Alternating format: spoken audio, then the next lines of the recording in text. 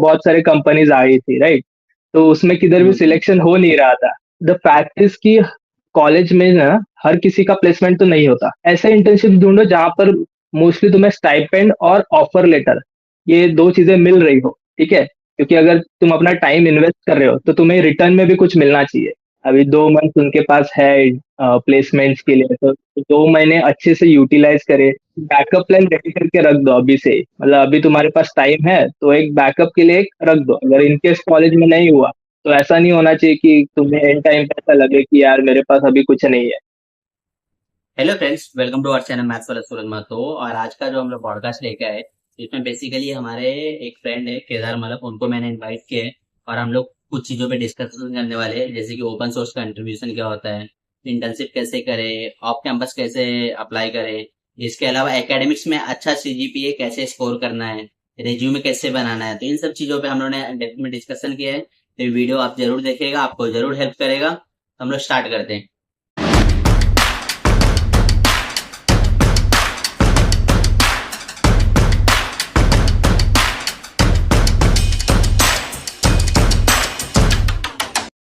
Hello friends, welcome to our channel maths वाला सूरज महतो।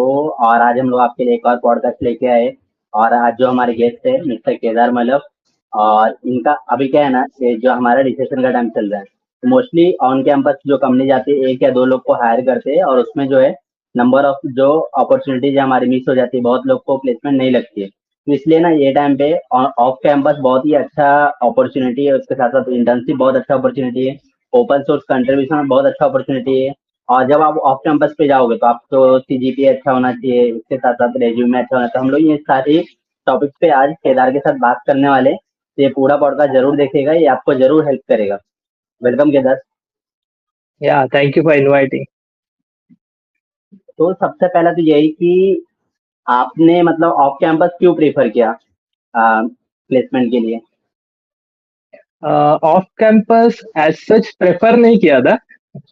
जो like starting में क्या हुआ था ना कि हमारे कॉलेज में वो एसडीपी रखा गया था, software development hmm. Program, right? तो वहां पर जो है हम्म। सारे इंडस्ट्री एक्सपर्ट्स जो आ रहे थे, राइट? तो उस टाइम क्या हुआ ना कि मिहिर दवे करके सर है, वो भी आए थे, जो डीआर डिजिटल में टीम लीड है, बेसिकली डेवलपमेंट लीड है। तो उस टाइम हम्म। पे वो लोग वेब डेवलपमेंट का सेशन था वो, तो वो सेशन चल रहा था। एंड एंड में उन्होंने बताया कि उनके कंपनी में जो है ना शॉपिफाई में जो काम करेंगे बंदे, उनकी रिक्वायरमेंट्स है। अब हमें उस टाइम तो पता नहीं था शॉपिफाई इतना कुछ क्या होता है and all, but we were like कि एक बार अप्रोच करके देख लेते हैं कि इंटर्नशिप अगर मिल गई तो अच्छी बात है, राइट? क्योंकि रेज्यूमे में एक भी हम्म। इंटर्नशिप नहीं था उस टाइम पे, सो वी वर लाइक कि अप्रोच हाँ। करके देखते हैं, एक इंटर्नशिप हो जाएगी रेज्यूमे। तो इसलिए वो इंटर्नशिप हमने स्टार्ट किया था अप्रोच करके। तो बाद में क्या हुआ, जैसे जैसे 3 महीने निकल गए, जैसे सितंबर अक्टूबर, लाइक आर्कन वगैरह ऐसे बहुत सारे कंपनीज आ गई थी, राइट? तो उसमें किधर भी हम्म। सिलेक्शन हो नहीं रहा था। ओके, सो जब आर्कन का हुआ था ना इंटरव्यू, जो एप्टीट्यूड हुआ था अपना ऑफलाइन, उसमें भी सिलेक्शन हुआ नहीं हम्म। था मेरा। तो तब मैंने इंटर्नशिप को थोड़ा सीरियसली लेना स्टार्ट किया था कि अभी मेरे पास लाइक एक बैकअप है, जो मुझे लाइक बोलते हैं ना एक अच्छे से करना चाहिए उसको, शायद वहां पर हमें ऑफर लेटर मिल सकता है। तो उसके लिए मैंने इंटर्नशिप को थोड़ा सीरियसली लिया आगे जाके। तो जैसे कि अभी आपने बताया कि ऑन कैंपस आपको मतलब नहीं हो रहा था, तो उस समय आपको क्या क्या डिफिकल्टीज फेस हुई बेसिकली ऑन कैंपस में ट्राई करते हुए।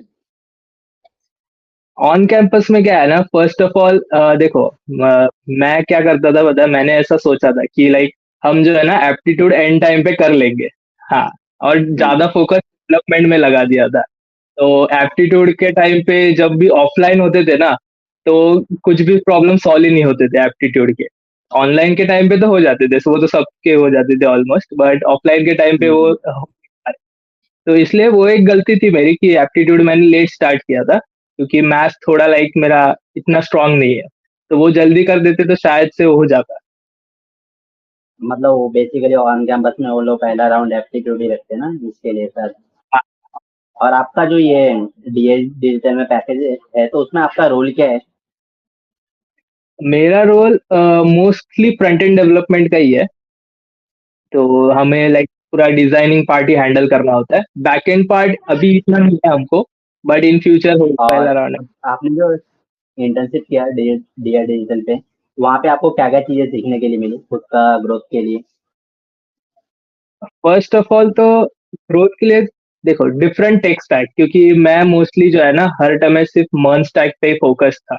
ओके, तो जब इंटर्नशिप स्टार्ट किए तो स्टार्टिंग में भी हमको मर्न स्टैक पे प्रोजेक्ट्स मिले थे, लाइक बेसिक बेसिक से प्रोजेक्ट्स थे। ओके, जो फर्स्ट 2-3 प्रोजेक्ट थे उन लोग ने बेसिक दिए थे कि जस्ट तुम लाइक अभी हम कैसे काम करते हैं वो सब देखो, या फिर हम कह सकते हैं कि गिटहब पे कंट्रीब्यूशन कैसे करते हैं। ओके, वो सब के हम्म। बारे में तुम्हें पता चलेगा, तो इसलिए उन्होंने बेसिक प्रोजेक्ट से चालू किया था। ठीक है, तो वो जब किया ना तो ऐसे 2-3 महीने तक उन्होंने वो बेसिक प्रोजेक्ट कंटिन्यू किए।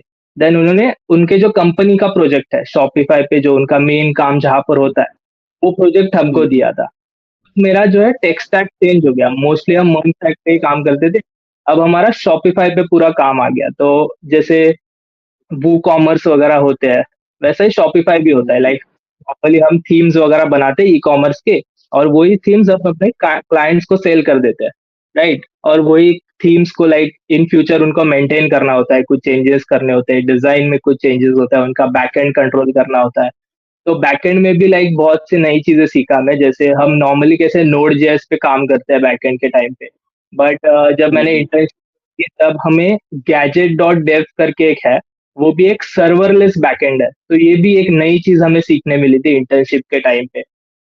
तो ऐसे बहुत सी चीजें हमें सीखने मिली, जैसे कंट्रीब्यूशन हो गया, फ्रंट एंड का टेक स्टैक हो गया अलग, वो हम वहाँ पर लिक्विड प्रोग्रामिंग करते हैं, मोस्टली एचटीएमएल सीएसएस जावास्क्रिप्ट ही होता है, बट उसका जिसको हम्म। वो बोलते प्रोग्रामिंग को उसको लिक्विड प्रोग्रामिंग बोलते हैं। ओके, अच्छा। And backend gadget dot dev ये नया एक कॉन्सेप्ट आया था, तो वो भी सीख लिया था। ऐसे बहुत। अभी जो जूनियर देख रहे हैं, तो उनके लिए इंटर्नशिप को कितना इम्पोर्टेंस देना चाहिए, लाइक कि वो भी कहीं इंटर्नशिप करे और फिर बाद में उन्हें ऑन कैंपस प्लेसमेंट के लिए वेट ना करना पड़े?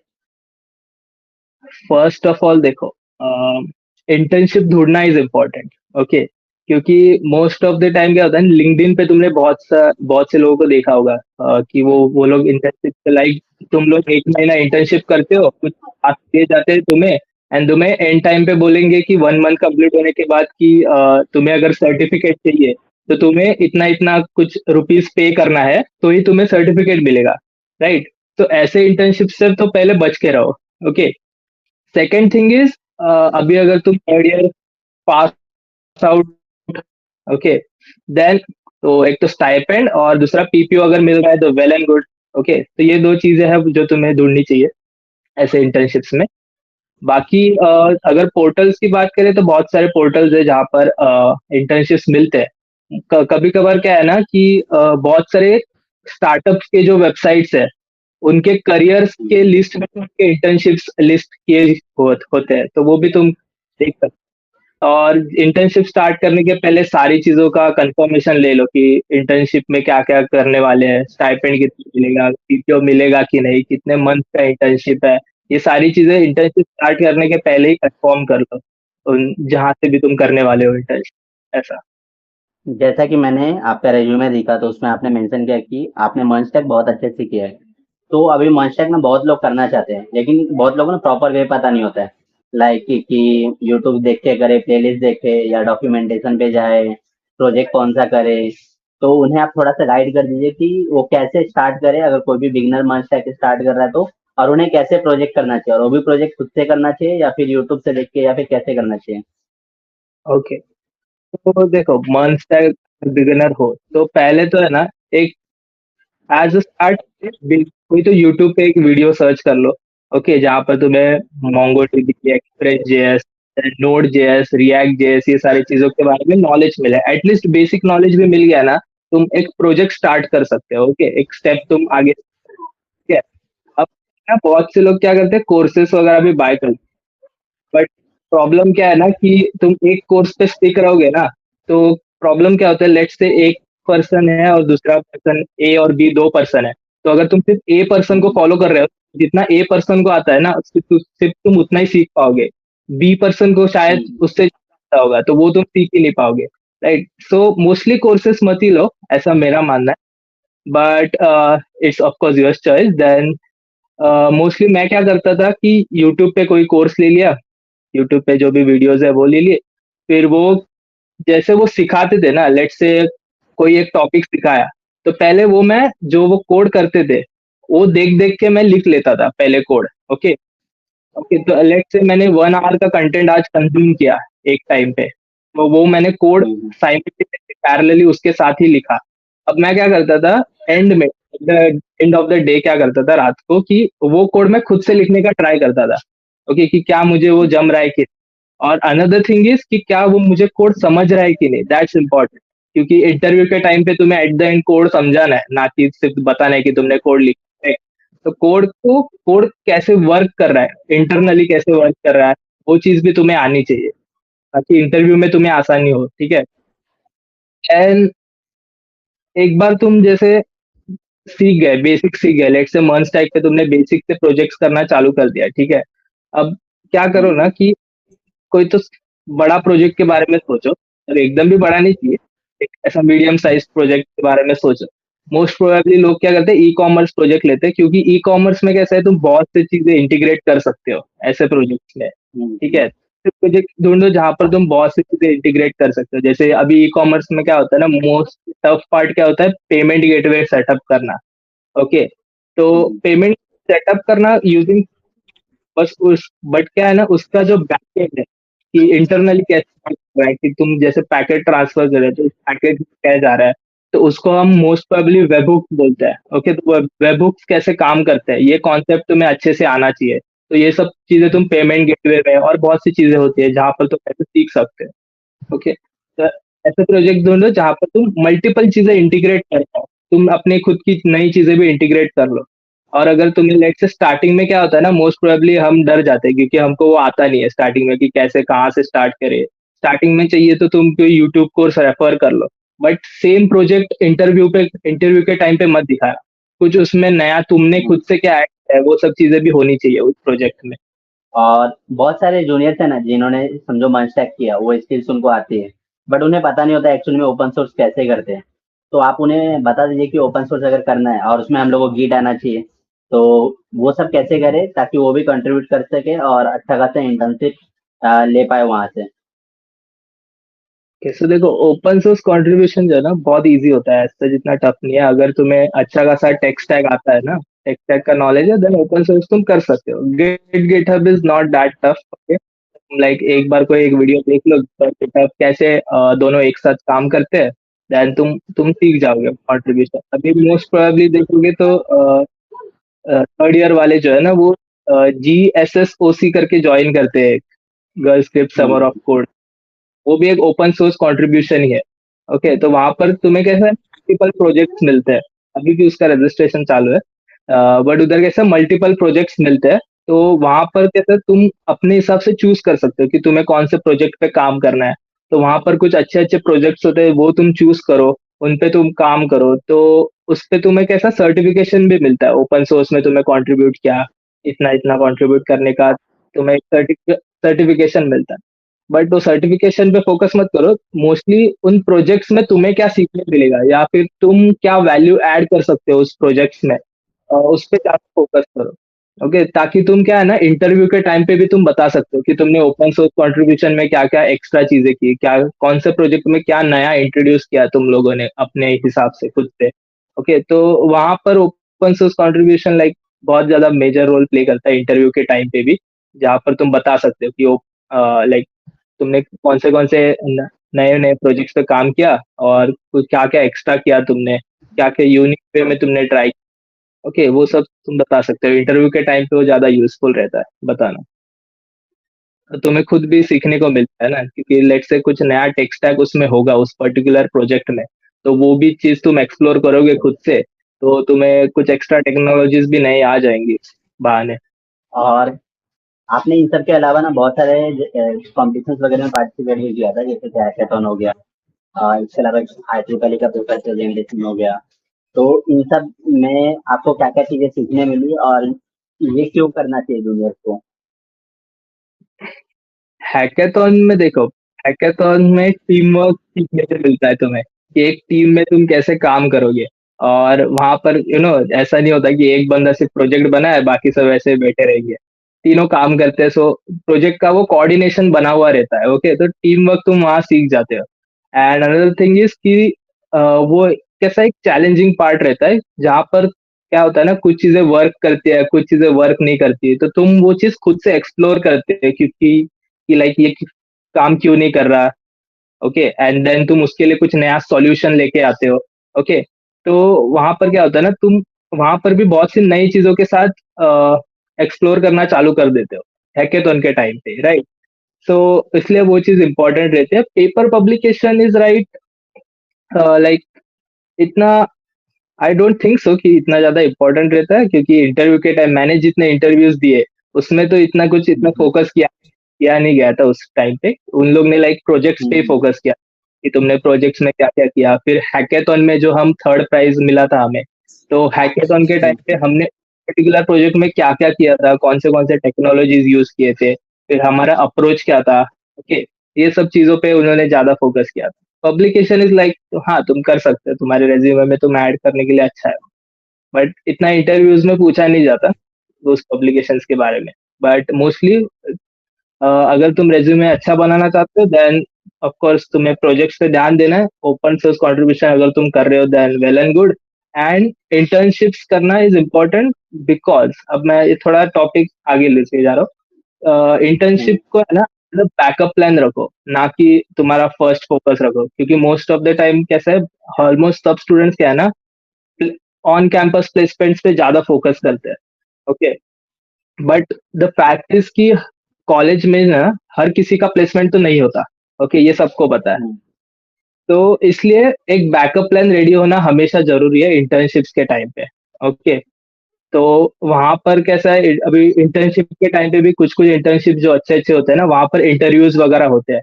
तो उस टाइम पे भी हम्म, तुम्हारा अगर में अच्छा होगा, तो जहाँ पर तुमने हैकेथॉन अटेम्प्ट किया है, देन पब्लिकेशंस किया है, प्रोजेक्ट्स अच्छे बनाए हैं, then तुम्हारे एक अच्छे चांस होते हैं वहां पर उस इंटर्नशिप्स में भी सिलेक्ट होने के लिए।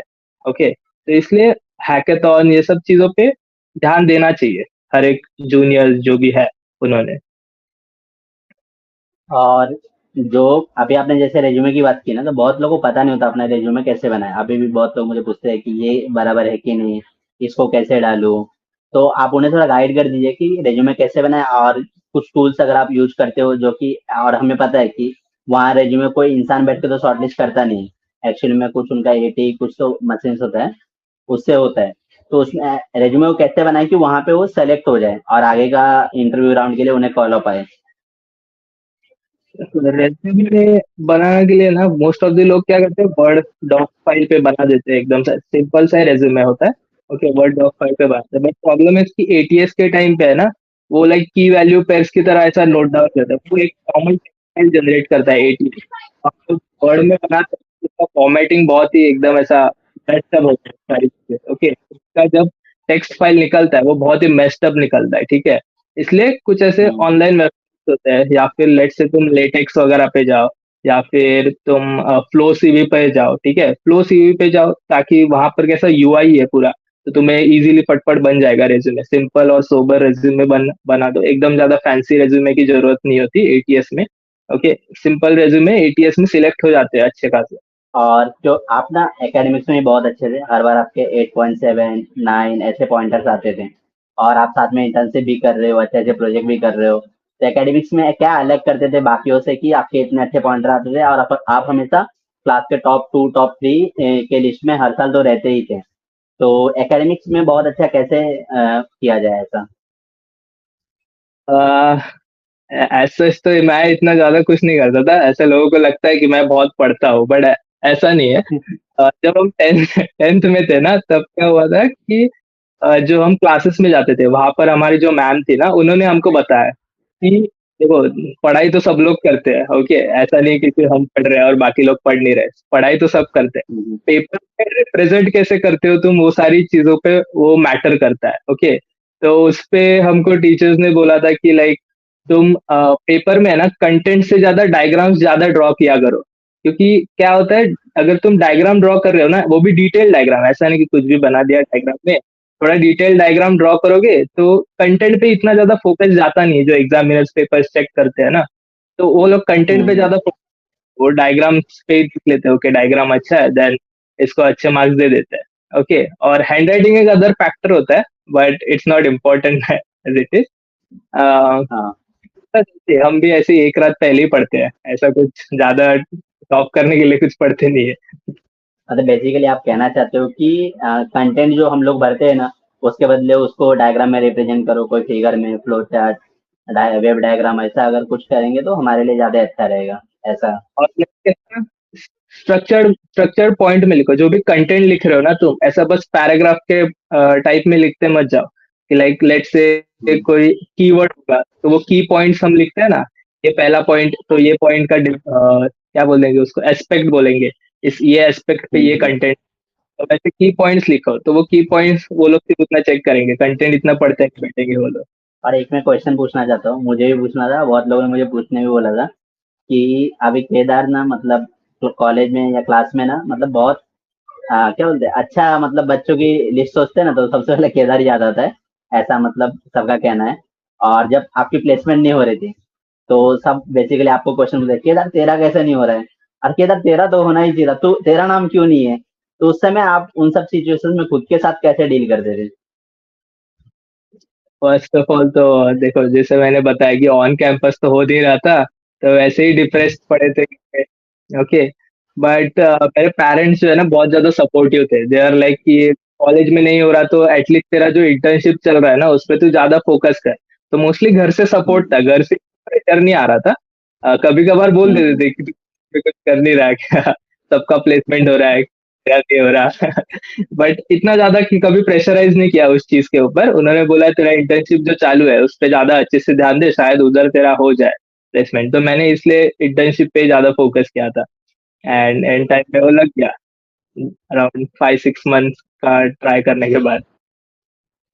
और वैसे भी जब एक बार स्टाइपेंड मिलना शुरू हो गया, तो फिर मतलब था कि हाँ, पीपीओ मिल ही सकता है, ऐसा। बस ऐसा दिल को सुकून मिला था कि क्यों मिल ही जाएगा। अभी 2 मंथ उनके पास है प्लेसमेंट्स के लिए, तो 2 महीने अच्छे से यूटिलाइज करे, और वो डेवलपमेंट, एप्टीट्यूड, डीएसए, इन सारी चीजों पे फोकस करे, ना कि सिर्फ डेवलपमेंट, सिर्फ एप्टीट्यूड। ओके, तीनों पे इक्वल टाइम, या फिर मतलब एक प्रॉपर टाइम मैनेजमेंट करके सारी चीजों को अच्छे से हैंडल करो, बैलेंस करो लाइफ में। Then another thing, backup plan ready करके रख दो अभी से ही। मतलब अभी तुम्हारे पास टाइम है तो एक बैकअप के लिए एक रख दो, अगर इनकेस कॉलेज में नहीं हुआ तो ऐसा नहीं होना चाहिए कि तुम्हें एंड टाइम पे ऐसा लगे कि यार मेरे पास अभी कुछ नहीं है। ओके, तो अभी से अगर तुम बैकअप रखोगे तो तुम्हें एंड टाइम पे वो यूजफुल रहे, जैसे मेरे केस में हुआ था वैसे। Okay, hmm. एंड या the best wishes for them. Thank you Kedar for joining. Thank you.